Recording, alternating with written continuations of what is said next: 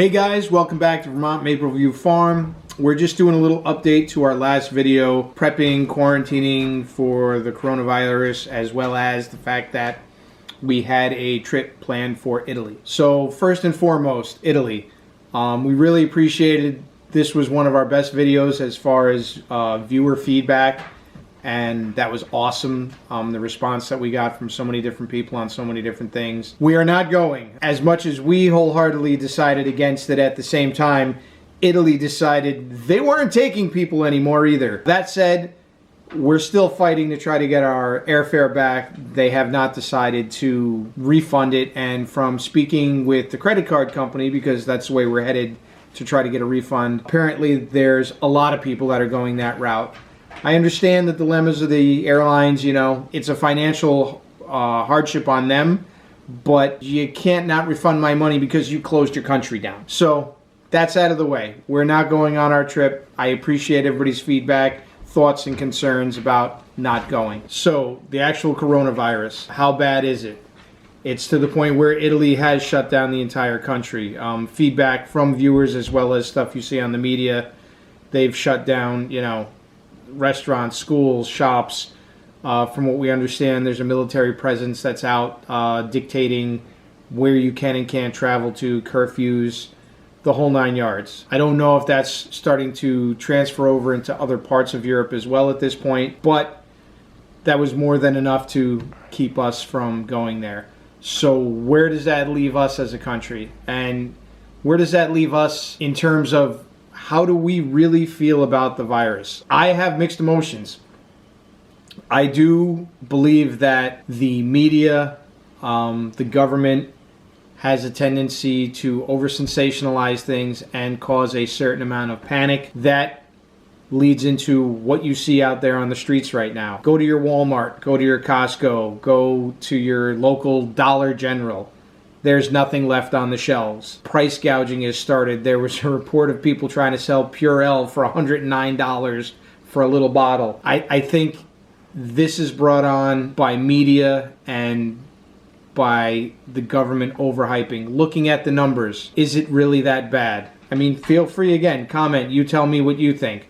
I'm not saying we should dismiss this as a whole, and I do think we should be prepared, and that's kind of what I'm going to be touching upon today. I choose to not look at this as a necessary threat to myself or most of my family, because we are all, for the most part, healthy within an age range where it's not affecting us as the general population. That said, my father is a little bit older. I would be a little bit more concerned about him being out in the public. If you have grandparents that are out there, if you have people that have compromised immune systems, clearly it is a big deal to them. And you need to be looking out and making sure that they're staying clear of large crowds, of being out.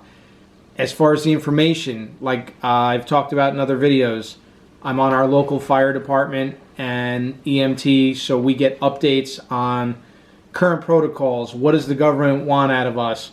What's the proper PPE to be wearing when we're responding to a call at this point? A lot of things change, not even day by day at this point, but almost hour by hour on information that they're getting.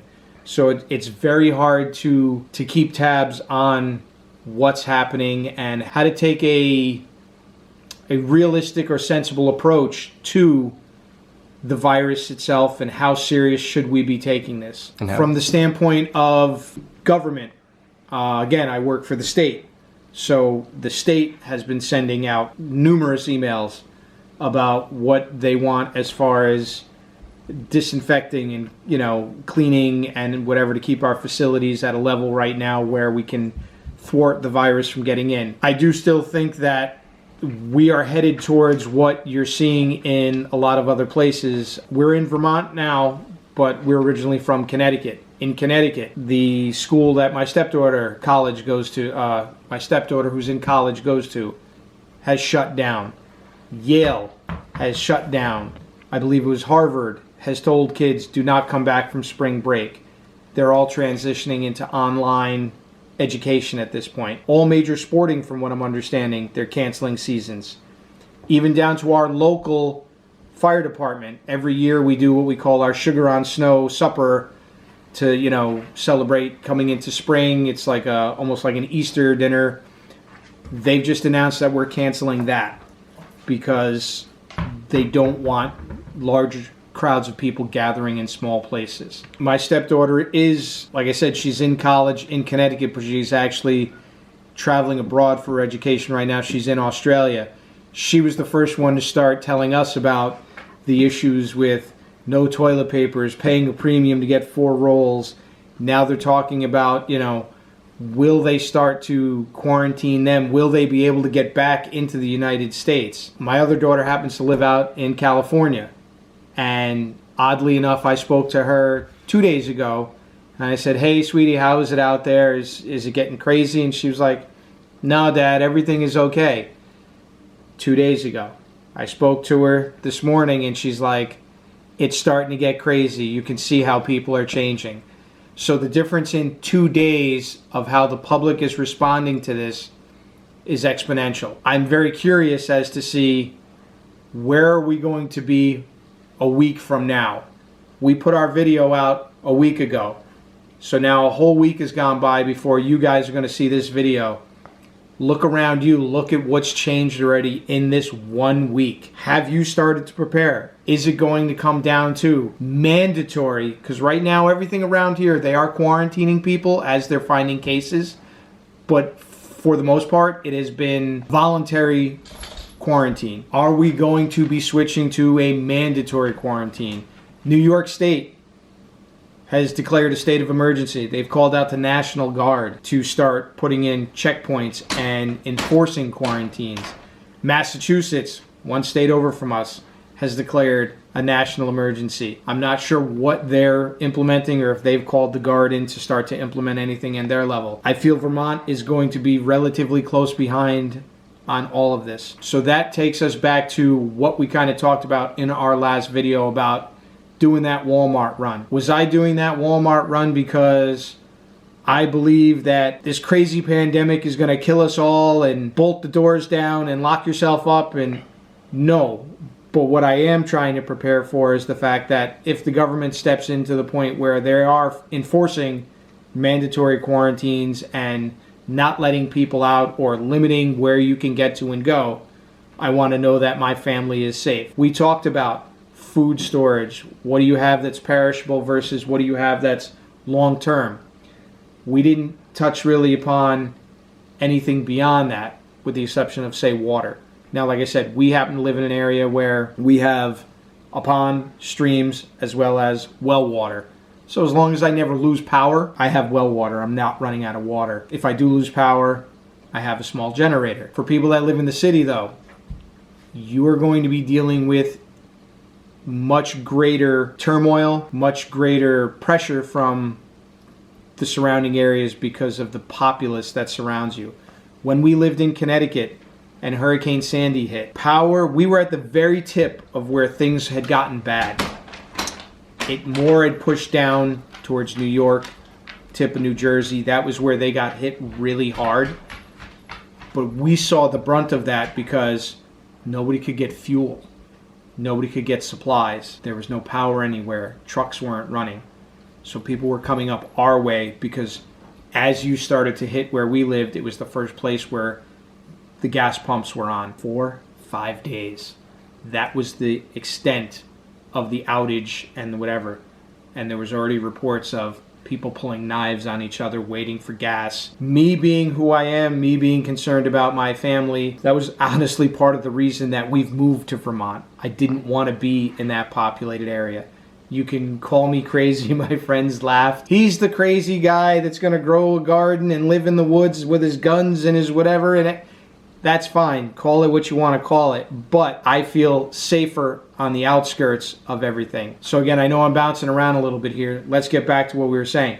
Do you have food that's going to be sustainable?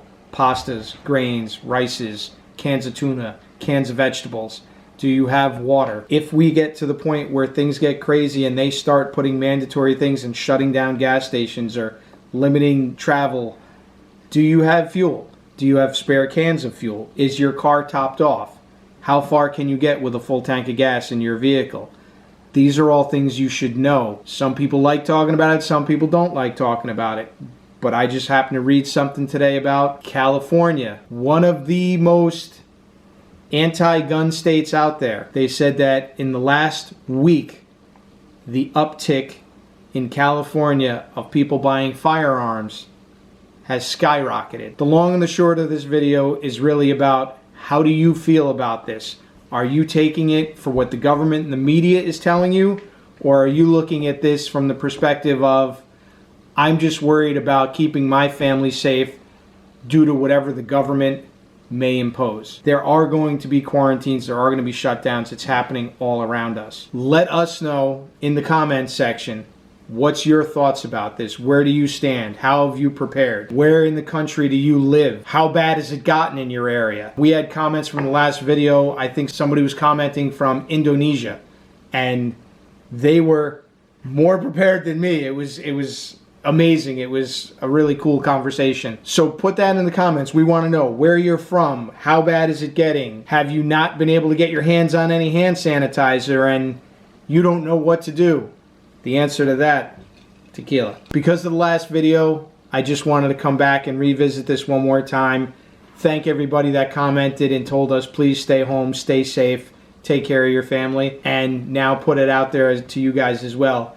Have you been thinking about it? Have you been worried about your family and preparing to protect your family if there becomes any kind of mandatory quarantines? All right, guys, that's it for this week. Thanks for tuning into Vermont Maple View Farm.